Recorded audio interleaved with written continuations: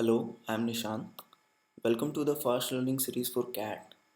This is the sixth video in this series, and today we are going to talk about Venn diagrams. So, first things first, there are two types of Venn diagrams which we generally come across. The first is a three-factor Venn diagram, and the second is a four-factor Venn diagram. So, the three-factor Venn diagram, we are really familiar with it. We all know that it is represented with three circles. But if you try to represent a four-factor Venn diagram with four circles, then you will find that it is not sufficient. Why? Because if you focus on the two diagonally opposite circles, then you will notice that there is no region which is only common to these two circles. So you need the right hand side diagram to represent a four-factor Venn diagram completely. Now let's move on to our set. Six gentlemen are in the business of illegal marijuana production and supply. Their names are Mickey, Ray, Dry Eye, Fletcher, Coach, and Matthew. Due to the COVID 19 situation, their business came to an halt and they had to give pink slips to their entire staff. That means they had to fire their entire staff. After the lockdown was lifted, the challenge was to rebuild the business. So they shortlisted 360 applicants and the gentlemen distributed 60 people each among themselves to evaluate further. A person could be selected for multiple courses under the same trainer. The number of people selected for each course under each trainer has been given in the table below. So there are 5 skills and there are 6 trainers. So each of these 6 trainers get 60 people each, and Mickey is going to teach 20 out of those 60 people the skills of supply chain in marijuana business. So on the face of it, it looks like a Venn diagram question because the total number of people are 60 and some people can be taught more than one course and the total number of courses are 5. So the row of Mickey in itself is a 5 factor Venn diagram question. So there are total 6 Venn diagrams and each Venn diagram is a 5 factor Venn diagram. Let's see the questions.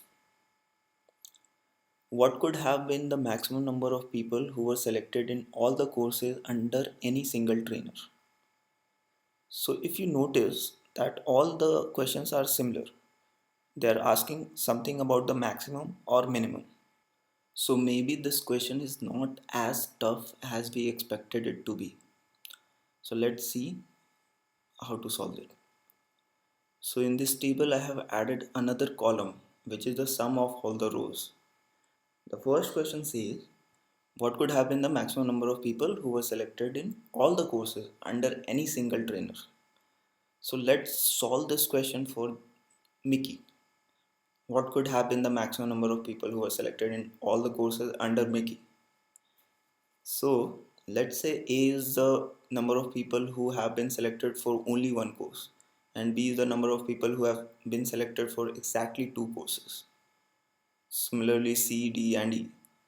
So A plus B plus C plus D is 60 and A plus 2B plus 3C plus 4D plus 5E is the sum of Mickey's row, that is 125.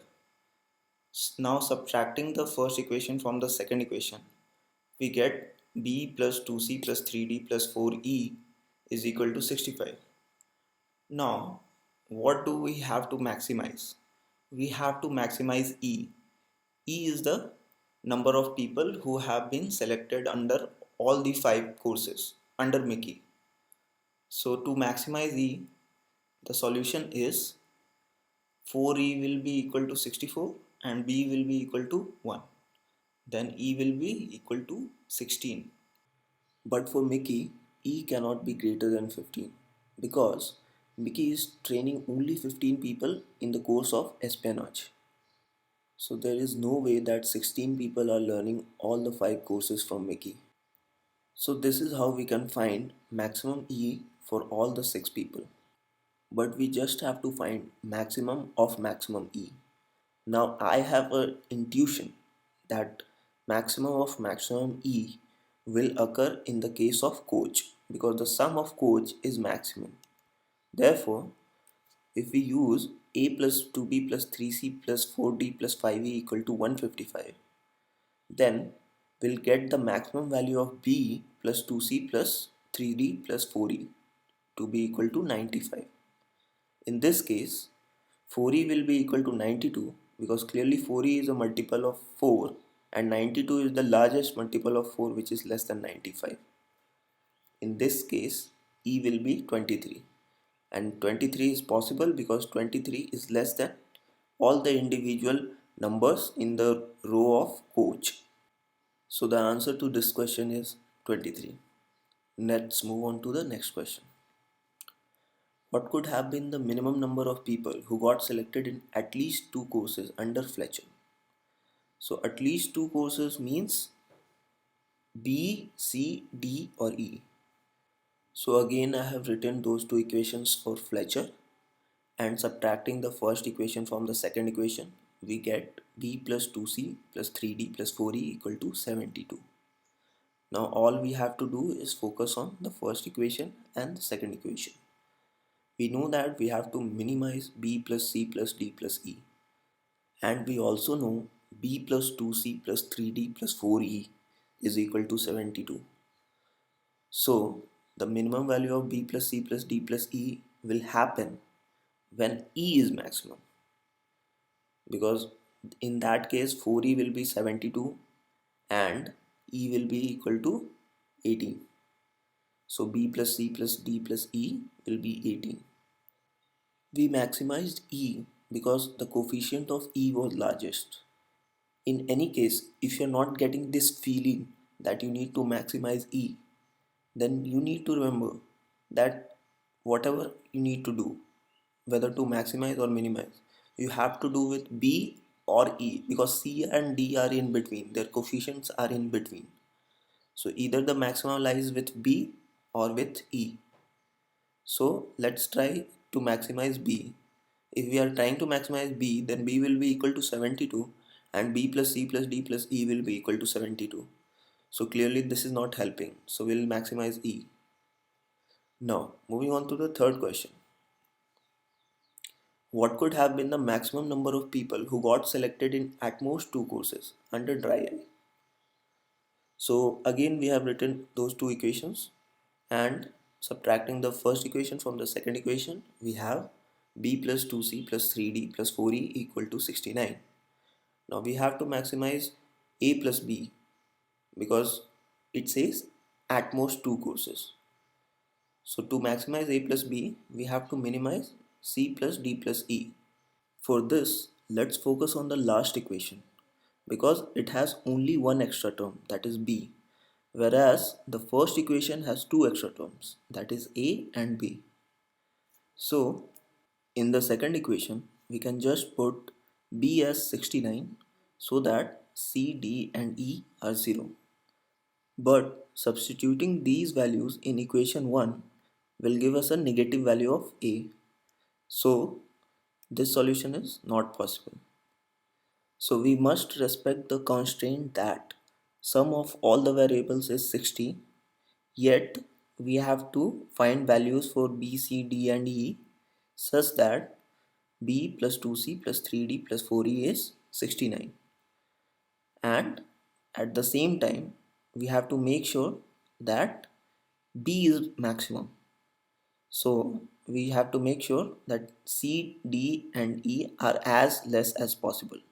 So we assume that C, D and E are 0 and B is 60.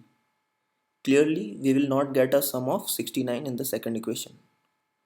So the next value we try is B is 59 and C and D are still 0 but E is 1, because we have to increase the value of B plus 2C plus 3D plus 4E without increasing much the value of C, D and E.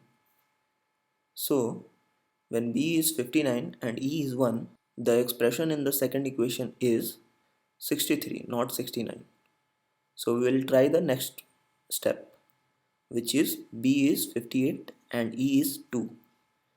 In this case, we get a sum of 66, which is also not enough. We need 69. So next we try B as 57 and E as 3. In this case, we get the required value of 69. So our solution is A is 0, B is 57, C and D are 0 and E is 3. And the maximum possible value of A plus B is 57. So answer is 57. Now let's move to the fourth question. What could have been the minimum number of people who got selected in exactly 3 subjects under coach? So exactly 3 subjects mean C. So we have to minimize C. So we'll just ask ourselves the question, is C equal to 0 possible? So we'll just put C as 0 and try to find a valid solution for A, B, D and E. We see that when 4E is 92 and B is 3, the second equation is satisfied. And in this case, we get E as 23, which is possible because 23 is less than the minimum value in that row. Also, if we substitute these values in equation 1, then we will get a non-negative value for A because B and E are very small. Hence, there exists a solution where C is 0. So the minimum value of C is 0. Now let's move to the key takeaways. The first one is, in a 5-factor Venn diagram, you will probably get maxima minima type questions. So your thought process should accordingly be different. The second key takeaway is, in corner entities, you should always be careful because we have seen some questions in this video where E was coming out to be some number, but it was greater than the minimum number in that row. So in such cases, you have to check if your solution agrees with all kinds of constraints. Also, the corner entities are the key to finding the maxima and minima solutions. In this example, all entities except C and D were corner entities. The third key takeaway is, entities which are not on the corner can take many values because they don't have much constraints. So, in the previous question, we could have just simply marked the minimum value of C as 0 without verifying to save time. The last key takeaway is, if you see a 4-factor Venn diagram set, you should use the correct representation. Never use the 4 circles. So that's it for this video. Hope you enjoyed solving the set. See you in the next one. Bye.